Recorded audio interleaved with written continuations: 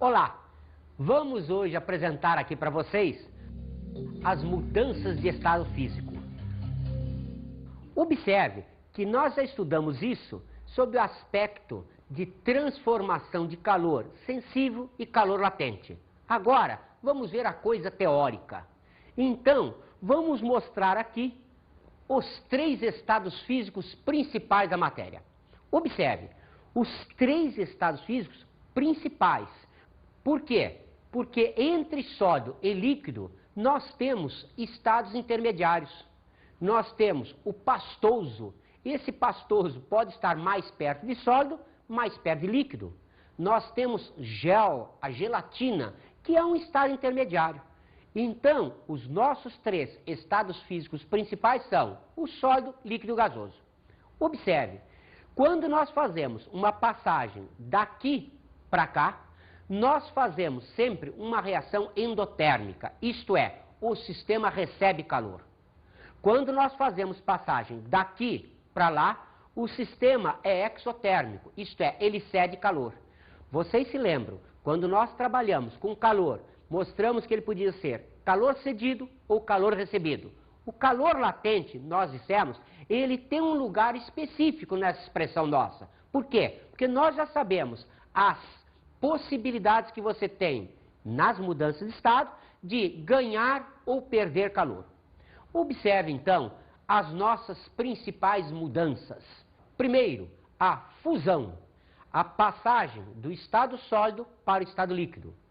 Observe que a solidificação é o fenômeno inverso. O que quer dizer isso? Que eu tenho aqui uma ponte. Numa ponte eu tenho 2 possibilidades de caminhar para cá ou para lá, mas a ponte é uma só. Observe, aqui a vaporização, passagem do líquido para o gasoso. Aqui a liquefação, passagem do gasoso para o líquido. Existe um processo também chamado sublimação, que é a passagem direta de sólido para o gasoso ou vice-versa, sem passar pelo estado líquido. Alguns autores chamam sublimação a passagem de sólido para o gasoso e ressublimação a passagem do gasoso para o sólido. Mas isso não está mais em uso. Chama-se, de um modo geral, sublimação a passagem para um lado ou para outro. Vamos começar então a estudar cada uma dessas mudanças. Vamos começar pela sublimação. A sublimação é então a passagem direta do estado sólido para o estado gasoso. Nós temos vários exemplos para mostrar para vocês. Por exemplo, um exemplo clássico é o da naftalina. A naftalina é usada para quê? Para matar barata. Como é que se mata barata com naftalina? Primeira pergunta, você coloca a bolinha de naftalina lá e a barata vai lá, come e morre envenenada? Não, não é nada disso. Segunda hipótese, será que você pega essa bolinha de naftalina e joga para acertar a cabeça da barata? Também não é nada disso. Você deixa a bolinha lá, ela vai transformando a parte sólida em estado gasoso e com isso, esses vapores, dizem, são tóxicos para a barata. Então a barata morreria em função disso. Qual é a vantagem da naftalina? Como você vai usar junto com roupas, no guarda-roupa, etc., o que vai acontecer? Se ela passasse pelo estado líquido, teria a possibilidade de manchar suas roupas. Observe mais, você pode também pensar no iodo. Iodo não existe em condições normais em estado líquido. Você tem iodo em estado sólido, que é uma pedra, ou então, quando você o aquece, ele passa para vapor de iodo. Mas você diz, eu já vi lá na farmácia um vidrinho de iodo. Não, aquilo não é iodo, aquilo é a tintura de iodo. O que é a tintura de iodo? A pedra de iodo não dissolve em água. Então, se você não dissolve pedra de iodo em água, você dissolve em álcool. Então, a tintura de iodo nada mais é que a pedra de iodo dissolvida em álcool. Em cirurgias, quando os médicos precisam fazer uma boa asepsia, eles lavam bem as mãos, os antebraços, e depois usam uma solução de álcool iodado. Isto é álcool com um pouquinho de iodo. Isto é uma concentração menor do que aquela que você tem na tintura de iodo. Então, como você vê, tem vários exemplos de formação. A cânfora é semelhante à naftalina. Você também coloca em guarda-roupas, você coloca em armários para evitar que haja proliferação de fungos. Então, os vapores de cânfora são tóxicos para esses animais. Vamos agora ver uma outra mudança de estado. Vamos ver a fusão. Observe, a fusão, como dissemos para vocês, é a passagem do estado sólido para o estado líquido. Quando se pensa em fusão, como existe aquela possibilidade entre o sólido e o líquido do chamado estado pastoso, nós podemos considerar dois tipos clássicos para a fusão. Primeiro, a fusão franca ou brusca. É aquela onde não existe estado pastoso. A segunda, que é a fusão pastosa. Como ela é típica do vidro, ela é chamada fusão vítrea ou pastosa. Observe então que, pelo tipo de fusão, nós sabemos se o corpo vai passar ou não por esse estado pastoso. Quem geralmente não passa pelo estado pastoso? As substâncias puras e as misturas azeotrópicas. Então, nessas situações, nós não temos estado pastoso. Passa-se direto do sólido para o estado líquido. Exemplo, gelo. Não há a possibilidade de você ter entre o gelo, que é a água sólida, e a água, que é a água líquida, um estado pastoso. Já no caso do vidro, você tem um estado pastoso, tanto que você consegue moldar vidro a quente. Vocês já devem ter visto aquela situação clássica do indivíduo que assopra o vidro, entre aspas, fundido, para fazer vários adornos, vários vasos, vários cinzeiros. Então, a nossa situação em termos de fusão já está estabelecida. Fusão franca ou brusca e fusão vítrea ou pastosa. Vamos então apresentar as leis para a fusão brusca. A nossa primeira lei diz: sob pressão constante, cada substância funde a uma dada temperatura chamada ponto de fusão. O que significa isso? Considere uma substância qualquer, por exemplo, a água. A água faz fusão sob pressão constante a 0 graus Celsius. Esse ponto é, então, o chamado ponto de fusão ou temperatura de fusão. A segunda lei diz: sob pressão constante, a temperatura permanece invariável enquanto durar o fenômeno da fusão. Perceberam agora? Isso é calor latente. Isso não é calor sensível. Então, se eu tiver uma pedra enorme de gelo, o ponto de fusão do gelo é a 0 graus Celsius. Então, eu vou começar a derreter gelo. O gelo começa a derreter e enquanto houver qualquer fragmento, qualquer pedaço de gelo, a temperatura vai continuar em 0 graus Celsius. Só vai começar a aumentar quando tiver acabado todo o gelo, isto é, quando o processo de fusão estiver completo.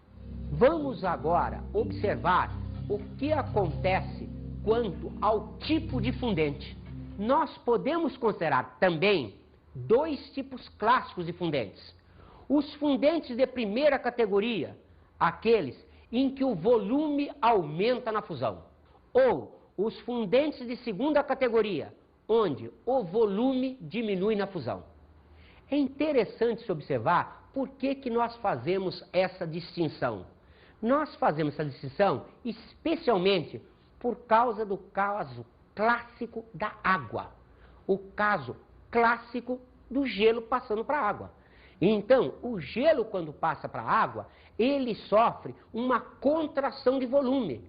Então, já vimos isso lá na dilatação de sólidos e líquidos, que a água tem uma variação anômala. Então, observe agora o que vai acontecer. Nós temos que a pressão vai influenciar no ponto de fusão. Lembram-se que discutimos anteriormente? discutimos com vocês que as constantes físicas têm variações. Elas variam dependendo de alguns fatores. Então, um dos fatores que influencia o ponto de fusão é justamente a pressão.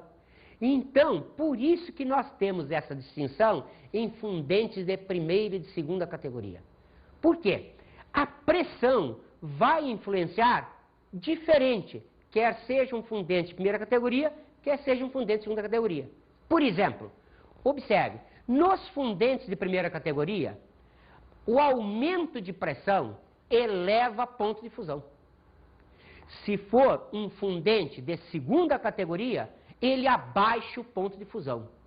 Então, o caso clássico da água aparece aí sob medida para nós. Nós temos uma experiência clássica que todos vocês podem fazer em casa. É a experiência do regelo. Observe, vamos pegar uma barra de gelo. Você pode conseguir isso facilmente pegando aquela forma de fazer gelo, tirando a grade de dentro, em algumas delas a grade é removível, enchendo com água e fazendo gelo. Você depois vai colocá-la apoiada em 2 suportes e vai colocar em cima dela um fio fino, não pode ser um fio muito grosso, um fio fino, um arame, com 2 pés nas extremidades. Você vai observar algo interessantíssimo. O arame vai cortando gelo. Daqui a pouco, o arame cai e a pedra de gelo continua íntegra. Como é que é possível uma coisa dessas? Vamos pensar? Como você tem aqui o arame fino e aqui submetido a 2 pesos, a pressão exercida exatamente embaixo dele é uma pressão muito grande. Então, derrete o gelo aqui embaixo. Embaixo do arame vira água. No que vira água, o arame desce. Mas, assim que o arame desce, ele deixa de exercer pressão em cima. Se ele deixa de exercer pressão em cima, a água em cima regela. Então, o arame vai descendo, vai derretendo o gelo exatamente embaixo dele, e em cima vai se reformando o gelo. Vai fazendo a experiência do regelo. Se você não quiser ter tanto trabalho assim, você tem uma outra maneira. Pense assim, você vai pegar 2 pedras de gelo, coloque-as na mão e aperte uma contra a outra. Enquanto você estiver apertando-as, o que acontece? Sai água profusamente. Está havendo fusão. Quando você solta, você diminui a pressão entre elas, a água que fica entre elas regela. Então as 2 pedras ficam soldadas. Agora você entende o que acontece quando você vai numa festinha e o anfitrião, ele coloca à disposição dos convidados um balde com gelo. Está na cara que depois de algum tempo você puxa a pedra de cima, elas saem todas grudadas. Ninguém colocou cola no meio das pedras de gelo. Mas quando você levanta a pedra de cima, você diminui a pressão, a água que existe entre elas regela e, como tal, fica tudo soldado. Vamos então ao processo inverso? Vamos à solidificação. Observe, como dissemos, isso é uma ponte. Então você tem passagem para um lado ou para o outro. O meio da ponte é o mesmo. Então, vamos pensar na solidificação como sendo o processo da fusão feito no sentido inverso. Consideramos então 3 leis. Consideramos a primeira lei. Sob pressão constante, cada substância funde a uma dada temperatura chamada o ponto de solidificação. Observe que semelhante à primeira lei anterior. Agora, vamos à segunda lei. A segunda lei diz, sob pressão constante, a temperatura permanece invariável enquanto durar o fenômeno da solidificação. Podemos considerar aqui agora uma terceira lei. Na solidificação, o corpo perde a mesma quantidade de calor que ele absorveria na fusão. Como nós dissemos, é a ponte. Então, é um processo de um lado ou para o outro, mas a quantidade de calor é exatamente a mesma. Você já observou que que isso daqui, como dissemos, vale para a fusão brusca, não vale para a fusão pastosa. Porque na fusão pastosa, a temperatura já não permanece constante. A manteiga, por exemplo, ela começa a se fundir por volta dos 32 graus Celsius e termina sua fusão por volta dos 38 ou 40. Então, observe, essas leis valem para a fusão franca ou brusca, como também vale para a solidificação, que seria, apesar de não falarmos, uma fusão ou solidificação franca ou brusca. Vamos então agora ouvir uma enquete.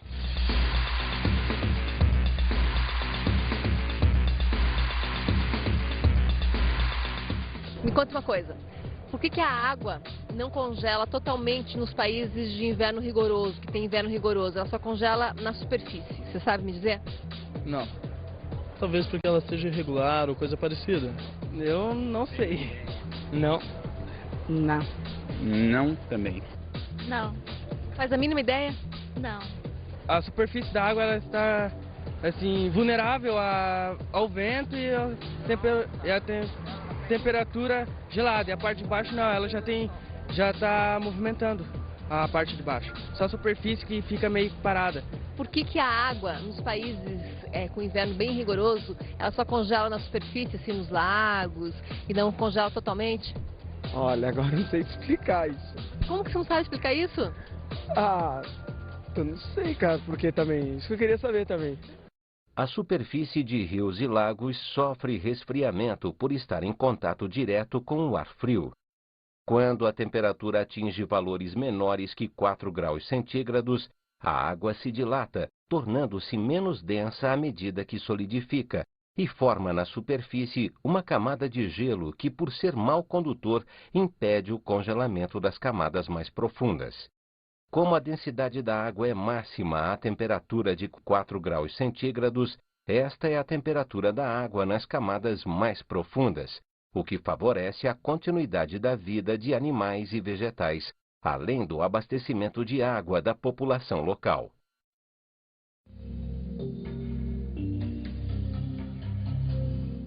Vamos observar aqui agora uma situação bastante interessante, chamada a superfusão ou sobrefusão. O que é a superfusão ou sobrefusão? É o fato de uma substância permanecer em um estado físico abaixo do seu ponto de solidificação ou de fusão. Vamos dar um exemplo? A água. A água vai ser resfriada. Então pegamos água a 4 graus Celsius. Vamos resfriá-la lentamente, sem abalos, até 3 graus Celsius. Depois, lentamente, sem abalos, 2 graus Celsius. Lentamente, sem abalos, 1 grau Celsius, 0 graus Celsius, 1 grau Celsius negativo, 2 graus Celsius negativos, 3 graus Celsius negativos. E a água continua líquida. É uma situação anômala. Por quê? Porque a 0 graus Celsius, sob condições normais, a água deveria solidificar-se. Ela não se solidifica. Por que acontece isso? É um falso estado de equilíbrio. A água apresenta esse fenômeno. Observe que não é apenas a água. A gente observa isso também no fósforo, no enxofre, na glicerina. Observem que isso, mais uma vez, nos faz lembrar por que acontece uma coisa dessas com a água. Por que acontece com a água? Aquilo que foi mostrado na enquete de ter o sólido menos denso do que o líquido. Porque a água, sendo elemento mais comum nosso na natureza, deveria ser mais regular. Não, ela faz essas anomalias todas. Aqui é interessante se observar que essa situação, esse estado de superfusão ou sobrefusão, acontece bastante comumente nos capilares. O que quer dizer isso? Quando você tem água dentro de um capilar, ela chega a temperaturas bem inferiores a 0 graus, ainda no estado líquido. Já observaram que isso na natureza é muito bom? Pense nas árvores da Sibéria. A temperatura está menos 40, menos 45. Se a água se solidificasse dentro dos vasos liberianos e lenhosos, dentro da árvore, primeiro, pelo aumento de volume, estraçalharia a árvore. Além disso, impediria o fluxo de alimentação para a árvore. E então, a natureza pensou nisso como nós. A natureza propôs para a água essa situação porque lá, mesmo em temperaturas baixíssimas, mas em capilares, a água mantém-se em estado líquido, favorecendo a seiva poder ser transportada de um lado para o outro. Vamos a outro fenômeno? Vamos à vaporização. Observe, a vaporização é a passagem do estado líquido para o estado gasoso. Aqui eu tenho várias maneiras de fazer vaporização. Observe, a primeira delas é a evaporação. Qual é a sua característica? É um fenômeno típico da superfície livre do líquido. Um outro processo que temos é a ebulição. A ebulição acontece no líquido inteiro com a presença de bolhas no interior do líquido. Existe ainda um outro processo chamado de calefação. O que caracteriza a calefação é que a temperatura é sempre menor que a máxima possível. Isto é, o líquido não entra em ebulição. Ele faz uma temperatura inferior àquela chamada ponto de ebulição. Observe, a evaporação, ela obedece a algumas leis, as chamadas leis de Dalton. John Dalton nasceu em 1766 e foi um grande físico inglês, criador da moderna teoria atômica. O seu admirável talento científico fez-o arquitetar essa teoria sob a influência de leituras de obras de Newton, mesmo antes de recorrer à experimentação, a qual veio mais tarde confirmar-lhe as hipóteses. Formulou em 1804 os postulados que têm o seu nome. Estudou em si mesmo a reversão da percepção das cores, denominada daltonismo. Morreu em 1844. Temos para considerar, primeira lei de Dalton, a evaporação em atmosfera livre é contínua. Segunda lei, a velocidade de evaporação é proporcional à diferença entre a tensão máxima de vapor e a tensão de vapor existente na atmosfera. Observe, a terceira lei, a velocidade de evaporação é inversamente proporcional à pressão atmosférica. Quarta lei, a velocidade de evaporação é proporcional à área da superfície livre do líquido. Nós podemos juntar essas leis todas numa expressão matemática. Observe, a velocidade de evaporação igual a K, S, F grande menos F pequeno, sobre a sua pressão. A velocidade de evaporação, então, como vocês estão vendo, ela depende, primeiro, de um K. Quem é esse K? Esse K é uma constante. Observe, outra vez aquela nossa ideia das constantes físicas. Essa constante, ela relaciona praticamente com o tipo de natureza. Quando eu tenho um K grande, eu tenho os chamados líquidos voláteis, isto é, tem uma velocidade de evaporação grande na temperatura ambiente. Quando K é pequeno, eu chamo isso um líquido fixo. Por exemplo, óleo, azeite. Se você derramar aqui uma gota de óleo ou azeite, daqui a um ano você volta, ela ainda está presente. Perceberam? Então, o K, ele depende da natureza do líquido. O S é a área. Todos vocês sabem a experiência. Se eu derramo aqui um pouco de água e eu não tenho um pano para enxugar, o que eu faço? Com o meu pé, eu espalho a água. Por quê? Quanto maior seja a superfície de líquido, mais rapidamente o líquido evapora. Isto é, a velocidade de evaporação é maior. A diferença F grande menos F pequeno. A cada temperatura existe um valor que é o chamado tensão máxima de vapor àquela temperatura. O ar-condicionado, ele trabalha aí. O ar-condicionado não é geladeira, ele não esfria o ar. O que ele faz? ele diminui a tensão de vapor existente. É o F pequeno da fórmula. Então, se o F grande é uma constante por uma dada temperatura, se o F pequeno diminui, aquele binômio diminui. Se o binômio diminui, o que acontece? Eu obrigatoriamente tenho uma velocidade menor. Mas, observe, se o binômio aumenta, eu tenho maior velocidade de evaporação. Então, o ar-condicionado ele faz isso. Ele diminuindo o F pequeno, ele aumenta o binômio, porque o binômio é F grande menos F pequeno. Então, com isso, aumenta a velocidade de evaporação, nós temos a sensação que estamos em ar frio. Perceberam? O ar-condicionado não é geladeira, ele não esfria o ar, ele seca. Tanto que, de um modo geral, ele goteja do lado de fora. De onde é que está aparecendo essa água que ele joga para fora? Do vapor de água que ele tira em determinado ambiente. Observem também que a velocidade de evaporação é inversamente proporcional à pressão. Isto é, quanto maior a pressão, menor será a velocidade de evaporação. Vamos então a outro processo, vamos à ebulição. Ela também tem leis, e as leis são semelhantes à da fusão e solidificação. Observe, a primeira lei, sob pressão constante, cada líquido entra em ebulição a uma dada temperatura chamada ponto de ebulição. No caso clássico da água, sob a pressão atmosférica, considerada padrão, nós temos ponto de ebulição 100 graus Celsius. A segunda lei, também semelhante, sob pressão constante, a temperatura permanece invariável enquanto durar fenômeno de ebulição. Perceberam? Isto daqui segue exatamente aquilo que falamos sobre o calor latente. Cuidado, que na evaporação não acontece isso, mas na ebulição acontece.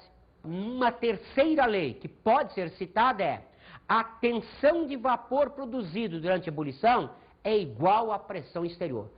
Quando estudarmos gases, vamos definir exatamente para vocês o que é a tensão de vapor, mas você já tem a ideia dessa lei na cabeça. Podemos pensar então a variação da pressão com o ponto de ebulição.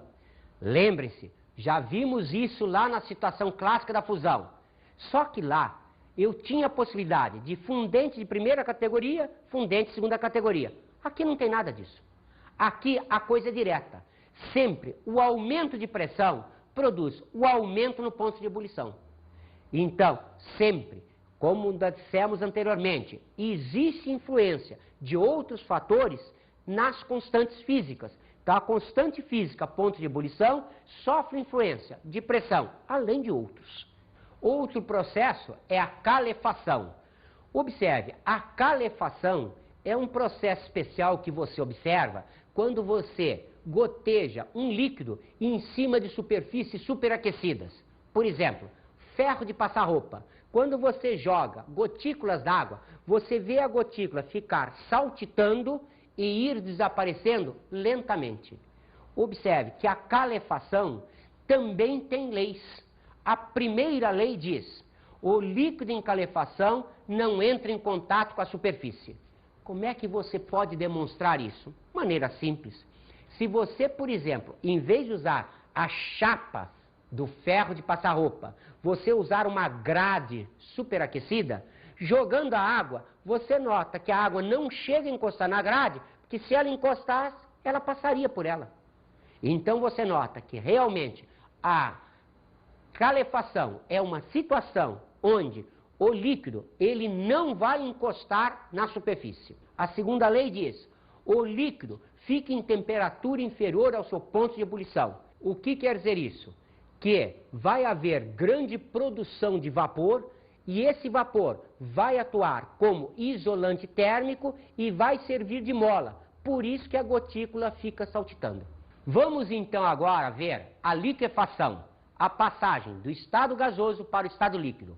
A melhor maneira de estudarmos isso é vermos as curvas de Andrews. Observe, nas curvas de Andrews eu tenho aqui a fase sólida, a fase líquida e a fase gasosa. Aqui está marcada a tensão máxima de vapor e a tensão de vapor existente para essa fase gasosa. Observe, esta linha mostra a passagem da fase sólida para a fase líquida. É fusão para cá, solidificação para lá. Esta daqui mostra a situação da ebulição para cá. Perceberam que essa linha mostra a passagem de fase sólida para gasosa ou vice-versa? Seria a linha de sublimação. Esta é a situação clássica. Observe, é um gráfico de pressão em função de temperatura. Vamos pegar o caso específico para a água. Então, observe para a água. Esta linha que estava encurvada para cá, ela quase que virou para lá. O que acontece então? O aumento de pressão aqui, observe, dá baixamento no ponto de fusão e solidificação. Vocês estão observando esse pontinho aqui, que interessante? Esse pontinho é o ponto triplo. É o ponto onde coexistem a fase sólida, a fase líquida e a fase gasosa. Observe que para a água, esse ponto corresponde a 4,58 milímetros de Hg. Já pensou o que é isso? A pressão normal é de 760 milímetros de Hg. Ela está lá em cima. Mas é possível água fazer sublimação. Isto é, água passar da fase sólida para a fase gasosa, se eu tiver numa pressão inferior a essa. Observem mais, esta linha aqui. Esta linha separa a fase gasosa, conhecida como vapor ou como gás. Então, esta linha é o que nós chamamos de temperatura crítica. Qual é a diferença entre um vapor e um gás? Ambos são fase gasosa. Só que se tiver em situação de vapor, observe, o aumento de pressão vai transformar a fase gasosa em fase líquida. Já se eu tiver aqui no estado de gás, se eu fizer aumento de pressão, eu não vou para o estado líquido. Então, antigamente, algumas substâncias gasosas, como oxigênio, como nitrogênio, eram considerados apenas gases, não poderiam nunca ser liquefeitos. Por quê? Só se imaginava liquefazer numa situação de pressão. Hoje, nós sabemos que nós podemos liquefazer qualquer gás, desde que a gente produza variação de pressão e variação de temperatura. Por exemplo, um gás, nesta situação, esta pressão e essa temperatura. O que nós fazemos? Primeiro resfriamos abaixo da temperatura crítica, depois aumentamos a pressão para que ele vá para a situação de líquido. Podemos ver então a situação das curvas de Andrews do CO2 do gás carbônico. Observem que a curva é a curva normal e aqui o ponto triplo aparece a 388 centímetros de mercúrio. A pressão normal é a pressão de 76. Perceberam como nós vivemos nessa pressão? Observe, o CO2 fazendo facilmente a sublimação. Realmente é o gelo seco. O gelo seco nada mais é do que o CO2 em estado sólido. Então, perceba-se que nesta situação, o que a gente nota é que a passagem de sólido para líquido para gasoso acontece apenas acima de 388 centímetros de mercúrio. Vamos então agora às dicas de estudo.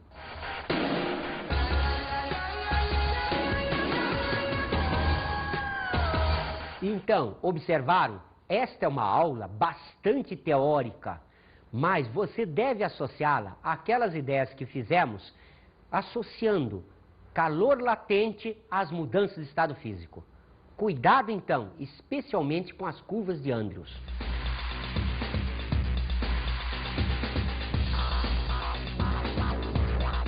Na aula de hoje, estudamos as leis das mudanças de estado físico.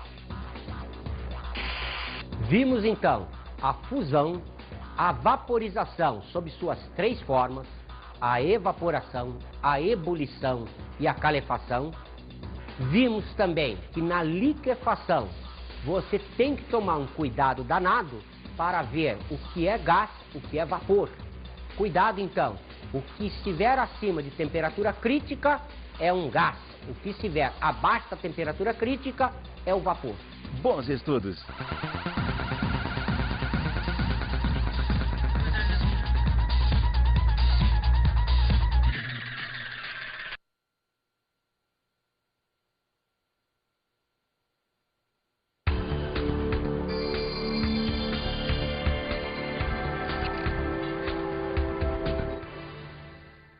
Colegas, vocês já devem ter notado, nas nossas aulas tradicionais, que temos uma dificuldade muito grande, especialmente com R3.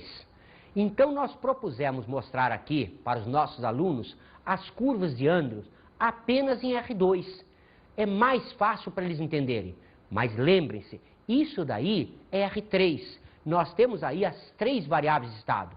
Mas se você fizer com que eles entendam apenas nessa situação, mostrando para eles, especialmente, o ponto triplo ou ponto tríplice, que é importantíssimo quando a gente vai definir o zero termodinâmico. Se você mostrar para eles a diferença entre uma situação gasosa do chamado vapor e do chamado gás, basta você trabalhar com R2.